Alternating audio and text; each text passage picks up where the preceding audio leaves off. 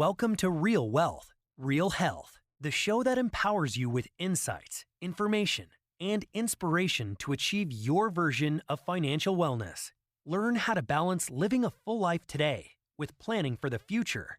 This podcast is brought to you by Alpha Investing, a real estate-centric private capital network that provides exclusive investment opportunities to its members. And now, here are your hosts, AdaPia and Daniel Coca.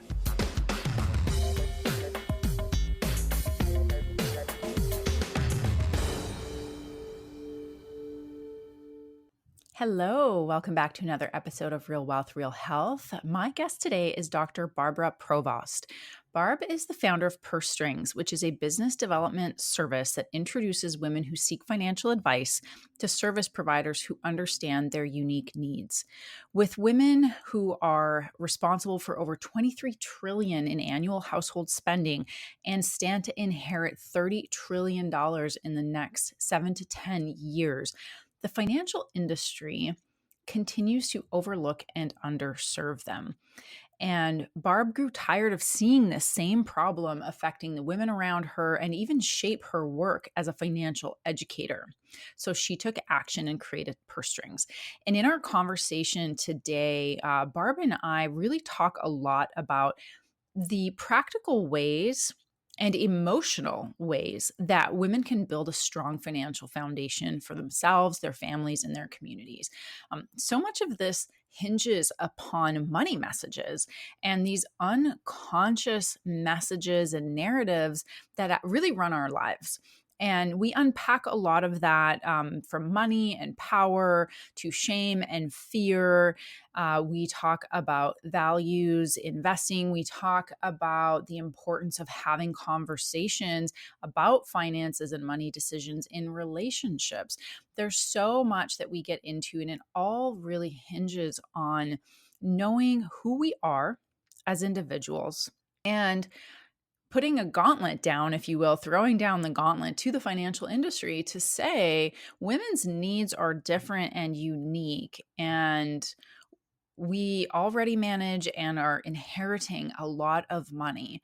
So we need the financial industry to do a better job of serving our needs. Barbara, welcome to the podcast. Thank you for having me. I'm glad to be here. Yeah. I'm really looking forward to our conversation. We are on similar paths, really, broadly speaking, financial empowerment for women and financial literacy. And what you've built with Purse Strings is the intersection of those two things. And so, before we get into what is Purse Strings, I would really love for you to share a little bit about your story of what brought you to this point in your life where you've really made it your life's mission to be working on this. Yeah. So I'm not a financial professional. I'm actually an adult educator. And I've spent, many, many years, 20 or so, working in the financial industry, designing and developing content, education, strategies, performance management for everyone from leadership down through, agents who are onboarding to new agencies down to their staff level. So I had very intimate information around product and process and procedure. And from all the data that I could see in the financial industry, none of it spoke to a female market. The sales process was very linear, with the end objective is to get that product sold. A lot of the marketing materials had just your typical white man and woman skipping down the beach with a boy and a girl, which does not really represent what's out there in the world. And much of it was being sold by traditionally white men. And so I would bring this up to leadership over and over and over again because I could not unsee it. It was everywhere. And they, for the most part, told me they weren't interested in really changing or making any changes to focus a female market. They just didn't see it. Again, think about it, 20 years ago. And so it's always something I couldn't unsee as I worked in many, many different financial institutions. And then in my own personal life, I went through a divorce about 8 years ago and met other women who were navigating the divorce procedures. And they would say things like, I don't know if I can afford this. I never paid the bills in my household. I'm not quite sure if I need life insurance or if he even has life insurance. I mean, pretty fundamental topics that I thought, wow, these are bright, smart, educated women. I'm surprised that they have these kind of questions. So I was very curious about that. And then, running our typical errands on the weekend, I'd see women of retirement age, bagging groceries or stocking shelves. And I think, do they want to do this work or do they have to do this work? So I had all of these different perspectives coming from different parts of my life. And so I just commissioned a researcher to say, tell me what's happening in the financial industry and how they're supporting women, and tell me how women are set for their financial future. And scads of data came back that said the insurance and financial industry wins the award as being the least sympathetic to women, and women were not prepared for their financial future. And it just validated everything that I saw. Wow. Yeah, that's what I said. Wow, everything that I saw. And so what I did next was I went to talk to women. I held Mhm. many focus groups and I said, "Hey, this is what I'm thinking about. This is what the data is telling me. What's your experience?" And time after time, they would say, "You know what, Barb, they don't even look at me. If I'm in the room, even with my husband, they just talk to my husband. So Yeah. I don't even know why I'm there half the time." And Yeah. many women would say, "Well, if I'm there, all they want me to do is write a check to buy the product. And they don't really even answer my question. So I'm not quite Mhm. sure what I'm buying." And, lots of these same types of conversations were taking place. And I thought, you know what? The other interesting thing, it's a dichotomy because women are a $23 trillion underserved market coming into the largest transference of wealth in history. Yeah. And yet, this is a market that's overlooked, underserved, and underprepared.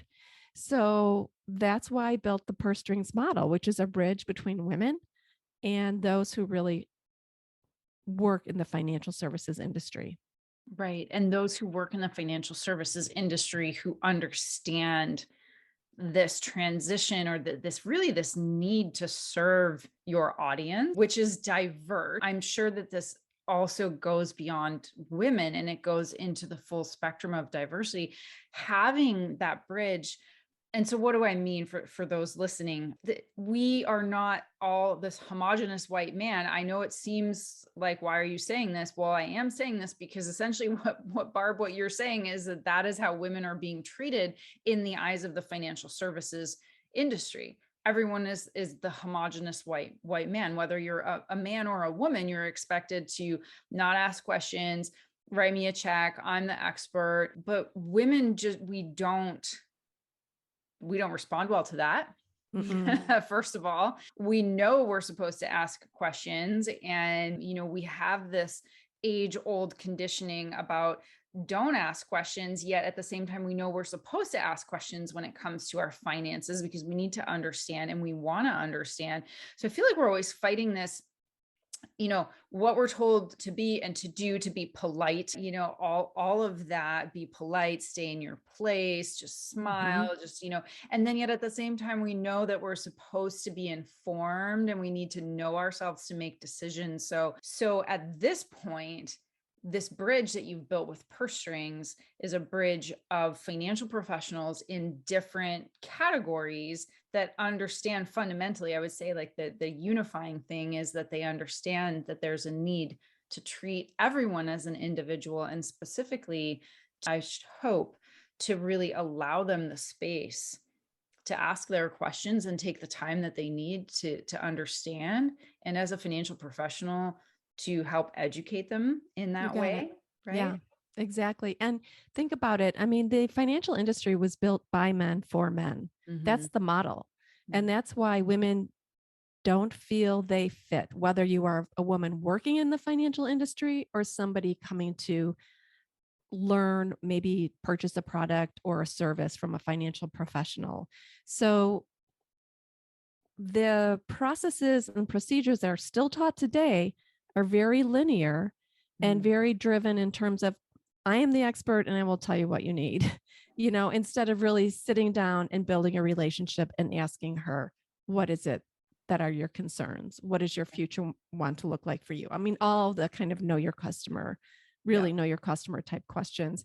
And so we're we're still working very, very diligently, even in this day and age, 2022, to really educate the financial industry on how women, first of all, are your market.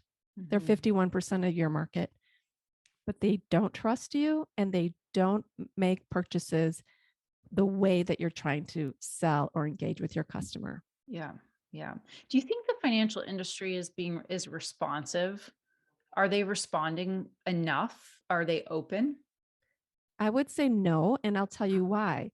Because 70 to 80% of women who are widowed, lose their husband, will leave their financial professional in the first year of Wow. being a widow.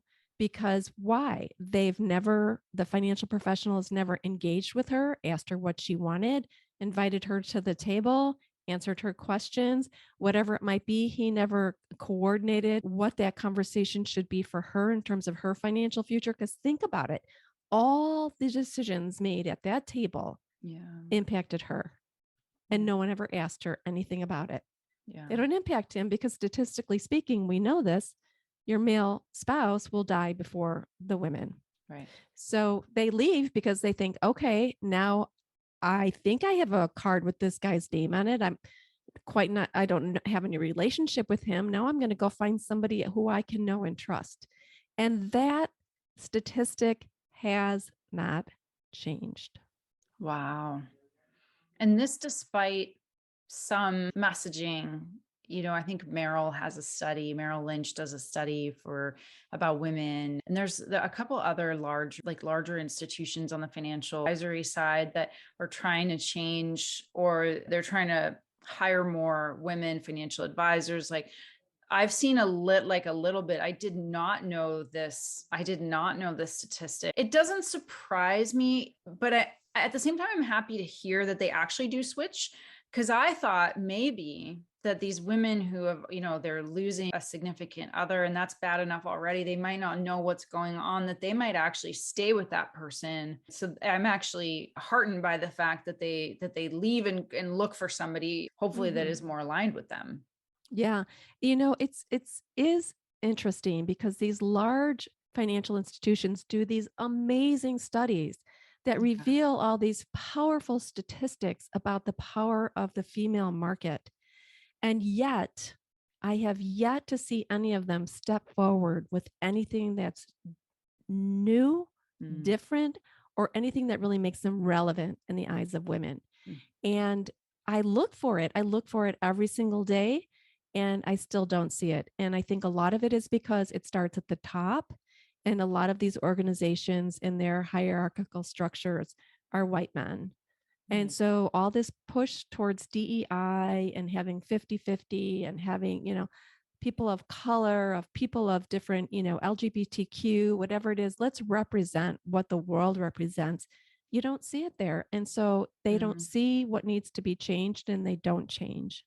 Yeah. So what can we do as women, right? What can we do knowing this? Like, what are the steps that women can take so that they do feel truly empowered? Especially as there's a lot to think about. I mean, unless you're in it full time to some degree, and even if you are, like I do some things in the investment space full time, there's like a whole other world of things that I have basic knowledge about. Let's say like Right. risk manage, like life insurance.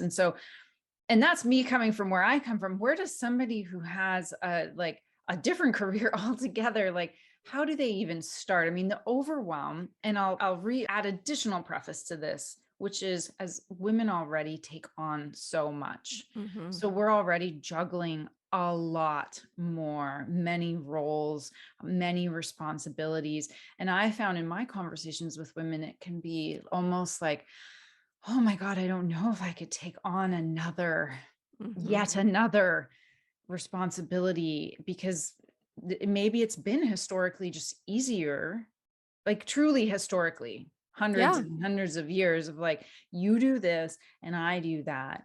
So where do we start to help it be A, not so overwhelming, and B, the end goal being empowering?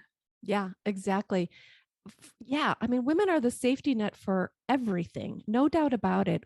That has never been more clear than during the pandemic when women were leaving their jobs, or maybe not even leaving their jobs, but working from home and then trying to educate the children, take care of the sick ones, take care of the family members who are ill with COVID. I mean, they were just stressed to the max because they were the ones who are the safety net for the families. And it's unfortunate. I would say, though, that your financial foundations are core to your life.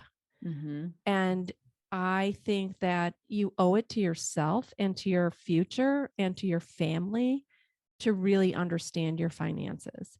Of course, it can be very complicated and confusing. We've been given so many terrible messages throughout our lives as women that we can't do it. That's why we should give it to, like somebody said to me, to the brother, the brother-in-law, the dad, the financial advisor, the dog catcher, give it to somebody else. Mm-hmm. But the reality is, it's a tool. So, just like anything else, you have to start at the beginning or start at where you are with your knowledge level and take advantage of any resources you can find. At Purse Strings, we have a ton of free resources right online for the taking. I'm sure as I navigate the work I'm doing, I see a ton of different places that women can step in and listen to a webinar, or look at a Facebook Live event. Maybe take a little course at the local college, junior college, wherever it is. Know your own financial foundations. And for us, that just means know your net worth, know your cash flow, get yourself a budget, know what your debt is, know where your savings are, just know where everything is at. Mm-hmm. And get everything in sync. Just get all your paperwork together. And even if that's overwhelming, there's plenty of great resources that can help you, who love to do this type of thing and can really help you get started. Even if it's not, an investment banker, maybe it's just a Right. financial coach. Right. To get started, depending where you are. Maybe you are very sophisticated and you have your investments in line, but you really want to go into crypto, or you want to invest in real estate, or you want to do something really different. Then we have people at that level as well. You need to find out where your comfort zone is, and just get started. And like anything else, I believe it's something you have to look at regularly on a monthly basis, and then long term every 6 months.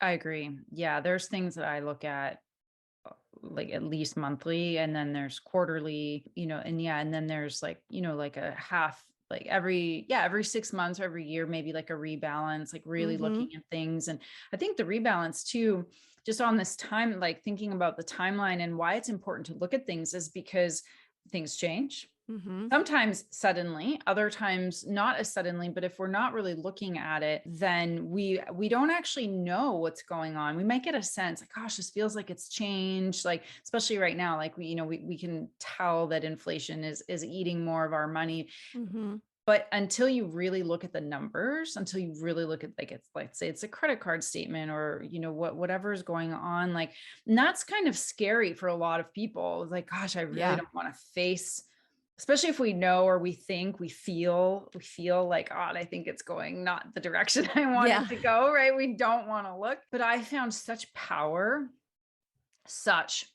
and empowerment and confidence in actually just say, I'm going to take my head out of the sand. I'm Mm-hmm. going to face this thing, just like anything else in our lives, right? Like, this is not good. I need to face it. We don't want the discomfort, but there's so much freedom on the other side of fear. There's liberation on the other side of this discomfort. And I find that a lot of it is there. And when I did my own exploration in myself around it, I found shame, Of course. right? Yes. I hear this a lot.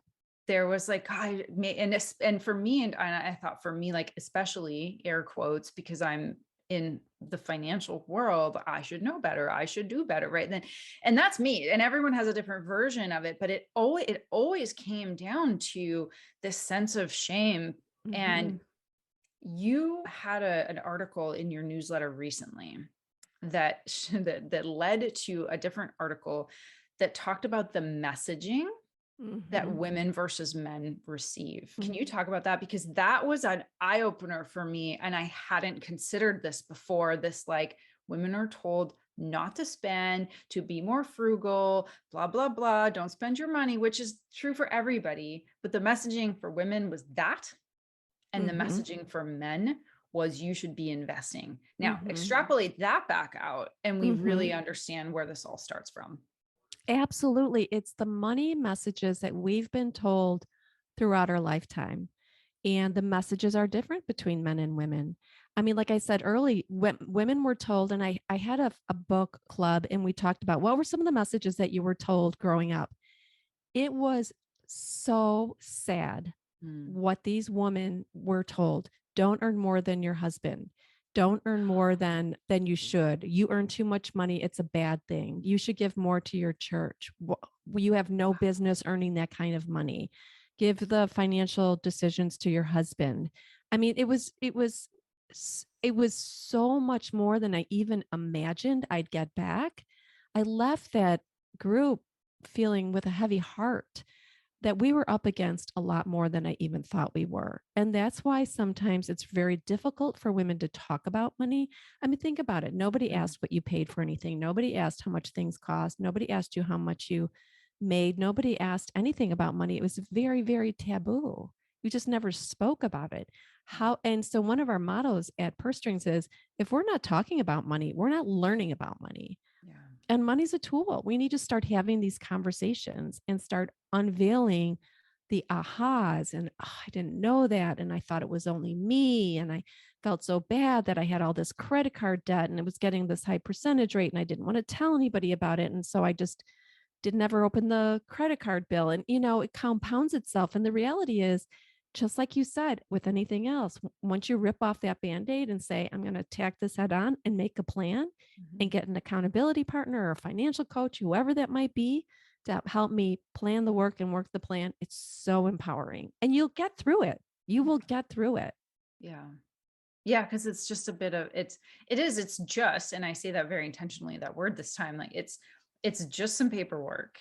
And then when you lay it out in front of you, right? We can't answer a question if we don't know what the question is. So Right. we don't know where we're going if we don't know where we're coming from, right? It's kind of like Exactly. that basic idea. And yet it's so couched in all those messages. And I got multiple full body chills, anger ones when you were talking about those messages that came out. Like I didn't even think about those, but as you were saying them, I thought, oh, actually I do recognize those from a long time ago. Mm-hmm. Luckily my parents never said such things to me, but my mom certainly grew up with that. And the dynamic with like my parents from their generation, it's generational, right? It's not about Right. blame or any of that. Like I'm over that. It's really like, my goodness, like that those messages, because they do still carry over, right? There's a lot of this very limiting messaging on both men and women. I mean, we get different angles, but on the financial side of things, it was true for a long time, and it's probably still true in maybe a lot of relationships where it doesn't feel okay to be the breadwinner, and then all those other messages. So I'm curious because you've mentioned financial coaches a couple times. So I want to maybe talk about that for just a moment, because as somebody that does a lot of my own very personal kind of inner work, if you will, I'm very familiar with how empowering and confidence building it is to really know myself and to be really honest with myself and my things, all my stuff. Mm-hmm. Mm-hmm. And I've grown so much through that process. Now, I do that for myself in finance, but because I feel like I have enough of a baseline knowledge to do it. But then there's these coaches that could act like that I mean, let's talk about that. I really want to unpack this a little bit, because I've never really thought about what a financial coach could do, because I hadn't thought of it from the perspective of like inner work, which is Mm-hmm. ultimately what this always all comes down to, is unpacking who am I, what are my limiting beliefs, and how are they playing out in my life. Right. And yeah, we've had this on our podcast, and I've talked to many of our financial coaches about it. And it's kind of those money mantras that were told to us very often. And like you said earlier, it's guilt, it's shame if I have debt. Some debt is good debt. Oh, And 100%. and some debt you might think is not such good debt. But the thing is, you may have needed that at the time. I knew a coach who had this story about this woman who had twins and her husband left her and she had no money. So she had to use her credit card to get the diapers, to get the food, to live on. And so she had like $20,000 in debt, but she needed that to survive herself and her children. And the thing is, that was her lifeline. And it doesn't matter. That's what she needed at the time. Doesn't mean that couldn't be paid off. It will be paid off. It's forgiveness, right? You need to forgive yourself for even feeling that shame or that there are times, when we all start out, my daughter who's, out of college has a ton of school loan debt, Mm-hmm. and she's in angst over it now, but I'm like, that's good debt. It gave you a great education. Right. You will pay that off. Yeah. And let's not live every day in angst over the money. Right. Let's get a plan in place. So financial coaches really help you look at the bigger picture, look at money as a tool, look at where you're at, look at where you want to go, and not be so filled with guilt and shame about where you are today, because you will get out of that. You will move forward on a day by day by day basis when you have a plan, and you will come out of it stronger, and you will find out strategies and different ways to pay down your debt and different ways to manage your life Yeah. and different ways to make good financial decisions. And you'll feel so much better about yourself. But nobody ever taught us that. They Yeah. don't teach financial literacy in school.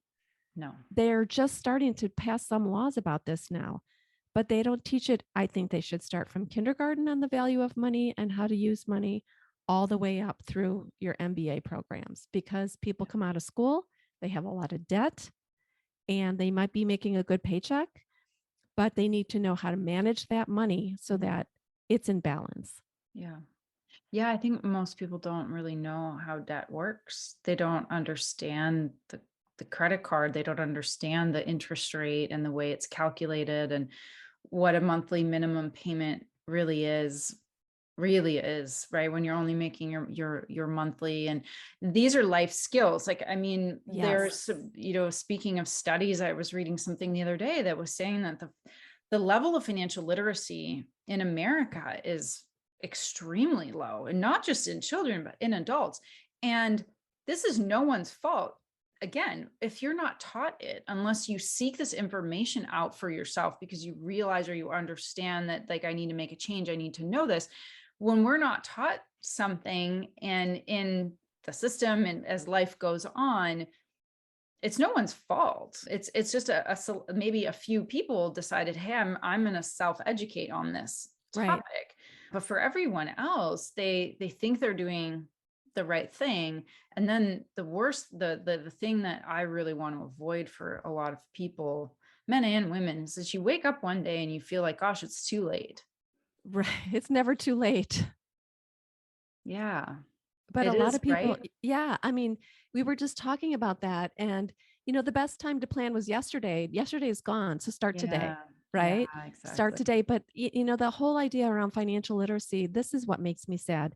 There's a large percentage of people who couldn't come up with $1,000 if they Yeah, needed new tires on their car, or they needed to go see, their parents if they were ailing or something like that, that they just throw it on a credit card. yeah, And of course, if that's what you need to do at that point in time, that's what you need to do. But that's a clue that says there are some changes I might be able to make in the way I'm managing my money, that I can be able to maybe save some money every month so that I have an emergency fund or something yeah, like that. yeah, And it's really about, and I call it being financially conscious about your spending and your savings. yeah. And it's not right or wrong, but it's being savvy and knowing some tips, some techniques, some insights to interest rates and compound interest versus simple interest, and different types of investments and ways to best pay your mortgage that might save you some money, things Yeah. like that. Yeah, yeah. Yeah, refinancing your student loans, Mhm. when is a good time? When is a good time to do that? And also the difference between, do I pay off my debt, all of it or as much of it as I can right away, or do I save and pay off debt at the same time? That there's and it goes back to what we were saying in the beginning too. It's very personal. Everyone Yes. has, and this is, I think, what can be really challenging is we get a lot of messages, there's a lot of media, there's a lot out there, right? And I think we all form a generalized sense of what that is telling us to do, and it's, again, it's one giant message, really do this. This is good. This is bad in the end. And we internalize that as good and bad. And then we think when we hear somebody else, and maybe this is part of the, like, I don't want to talk about it because I feel like I'm, generally speaking, it always comes down to I'm not enough. I'm not doing enough. And somebody else says, I did really well on this investment. I don't know, throwing it out there. And then immediately you feel like, oh God, well, I didn't invest in that. Maybe I should be doing that. And it's completely out of your risk tolerance. Yeah. Or it's or your value system. Like there's just so much. It's like, no, that's great for them that they did that. And hopefully they did it aligned to their intentions and their financial plan and everything. But I think, again, it comes back to what are my goals? What do I want for me? What makes me feel comfortable? I mean, I can't even tell you how many times we've taken those like assessments, and it's like, what's your risk tolerance? And would you feel comfortable losing X amount of money? On paper, I'm like, oh yeah, I'm good. But in reality, if I lose that money, I'm so not good. Yeah. So not good. I'm so not happy. I'm really upset. And so it's like the honesty with yourself too, and to watch the comparisonitis of, oh, but I need to be doing more. And that's something that plagues me a lot, is there's always more. And there's always multiple different ways of making money, especially when you start to operate at levels where you have access to private investments, which are very lucrative and they're very different. And it can be really easy to start to feel like, well, I should be doing more, and I should be doing more, and I should invest more, and I should be having a higher rate of return. And then it's always the exercise of bringing it back and saying, really, is that correct for me? And then we go back to the paperwork, to like our, we go back to like our starting block, and like you reread the notes. Is that really the right thing for me? Right. And so that check-in, and I think, you were saying this, like you check your quarterly statements or your monthly statements. And I would say probably also checking our personal goal statements and those pieces too. Right, right. Because we need to understand, everybody is different. Like you're saying, what is your own value system? What is it that you want to do in your life? And are you going down that road? But let's complicate this a little bit more and say, let's say you're going to partner up, right? That is another huge conversation about money messaging, about money values, about how to use money, how you use money as a tool. How does money make you feel? What does success look like? All of that. Because we know a lot of partnerships, marriages, they end because of money. Yeah. Yeah. And they end because we don't communicate. Exactly. We were never taught about what does it mean to communicate about money, right? And we have opened a lot of those very interesting conversations here at Purse Strings around what are the conversations you really need to have if you're going to get married or be in a partnered relationship. Just the other day, somebody said, I'm going to buy a piece of real estate, but I'm going to get married soon. Should I put it in my name or our names?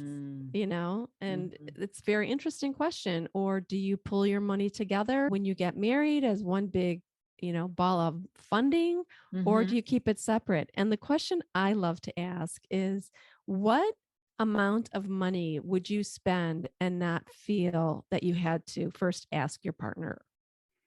Is it $500? Is it $5,000? Is it $20,000? Like if you were out on vacation with your girlfriends and you saw a beautiful piece of artwork, what would be that amount that you'd call your partner and say, hey, I would really like to buy this. What do you think? Versus just buying it and taking it home. What's that amount of money? And it opens up a really interesting dialogue around that topic, and to see kind of where you are on your value system. That's a whole, that's like a whole other like hour to two or more conversation just about the complexities of being in relationship. And I know that's been for me with my husband, it's a huge piece of it. And having those conversations, and still, like, I feel like you still don't really know a person sometimes. It's like you really don't, and sometimes you don't even know yourself when it comes to like certain kinds of questions. I think I was reading something the other day where it was a conversation between this couple, and one, it was similar. They wanted to invest it into something. And I think it was the man, and the woman didn't want to. And where they were diverging was because the woman wanted to put that money away for their kids' college. And the man was, in his mind, thought, well, no, my kids could pay their own way. So back to those values, which again, underneath all of that, before even relationship, is my own. Exactly. It's back to me, right? It's what do I want? What is it? What is important to me, and how well do I know myself? And evolving that knowledge of self as time goes on, because I know my financial goals have changed, or what's important to me has changed, what I want to spend money on, what I think now is worth, spending more money on versus, those different things. So it's this constant, like, it really is this constant personal work that we have to do. And the other thing that really keeps coming forward in this conversation and everything that plagues everyone, especially women, I think, is the sense of I have to get it right. It has to be perfect. And that perfection, that weird perfection halo that we carry, even in finances, I don't know what it is. And it's different for everyone, but we have that sense of I have to be perfect or infallible. I can't get this wrong. I can't let somebody know that I don't know, which is, I think, the other half of the don't ask questions. Yes. And it comes under this umbrella of perfection, of infallibility, I think, as a protection mechanism. Well, and I would say, as my background and training and experience as an adult educator, no adult wants to come and say they don't know in front of peers or friends or family members. It's puts you in a very vulnerable position, right? It really opens you up to, criticism or something like that. So we kind of nod our head and smile a lot, but sometimes we just don't know. And I think that's another reason why women don't always like to talk about money, because they're afraid people will find out that they don't know as much as they should probably know. Right. And, that makes me sad, because how do you learn unless you, kind of start having those conversations? So we build a very safe community here at Purse Strings to ask your questions, whatever they might be. In fact, we like to we must have teed up 100 different questions that are asked every single day, and they're answered by experts, just so that you can go in and peruse them. Because if you have that question, plenty of other people have that question too. And like you said, it's complicated. It can be very complicated. So no one expects you to know everything.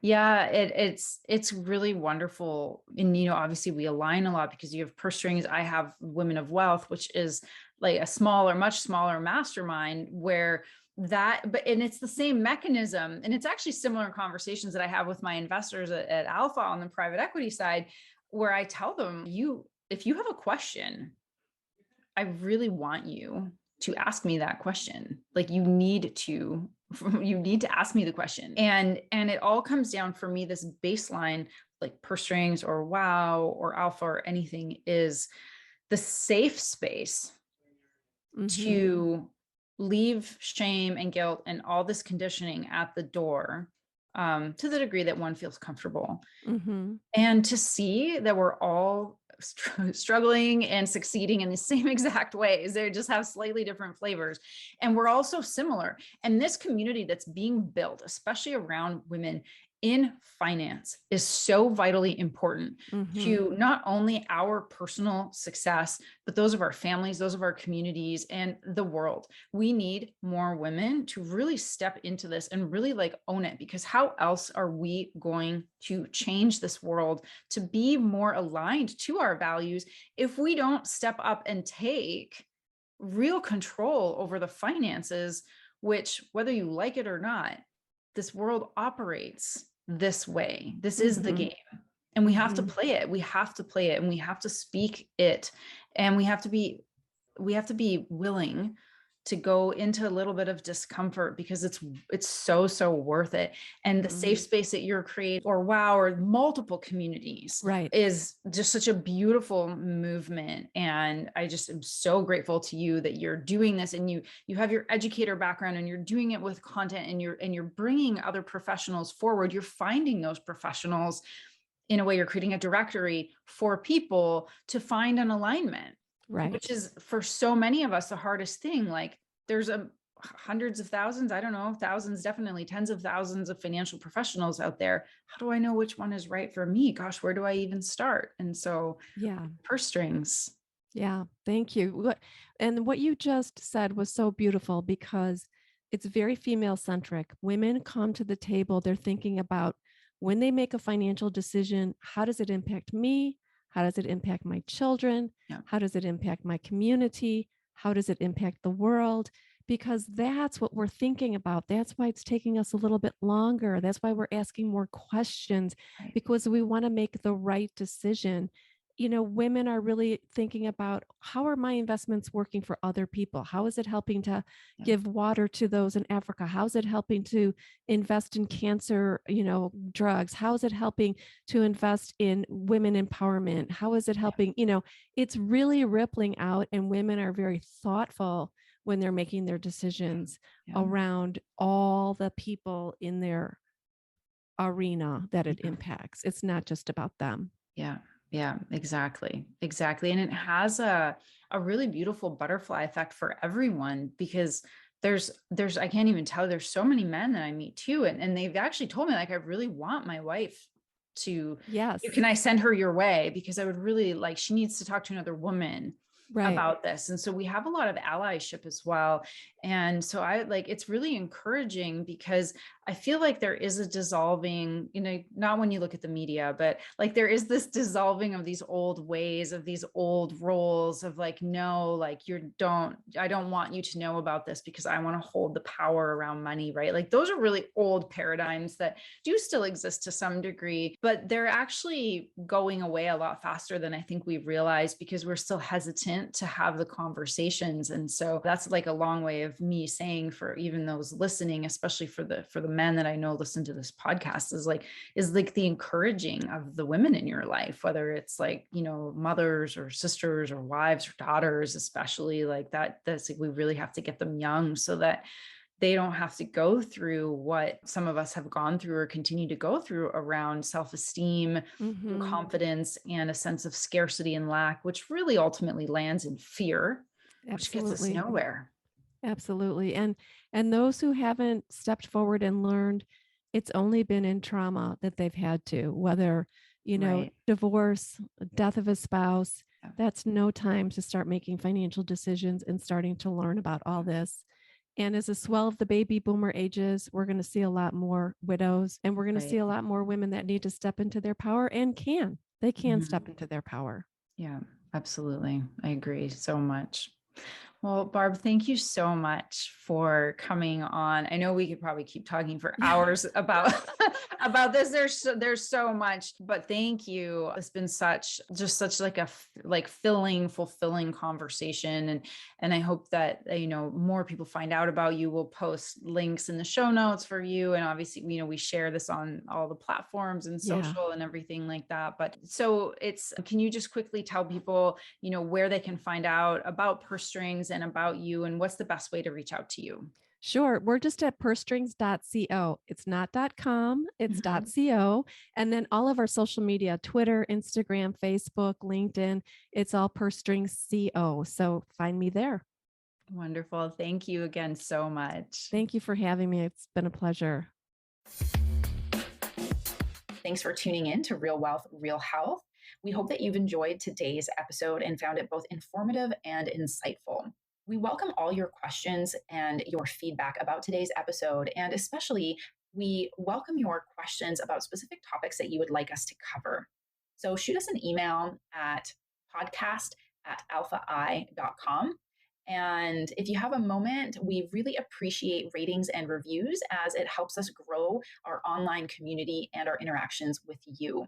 And we'll also be linking to a number of relevant articles on topics that we might have touched on during our conversations. Some of them are broad, some of them are technical, but we're always aiming to provide information that helps you better understand the mechanics of building this healthy financial foundation, especially if you're looking to do this with real estate.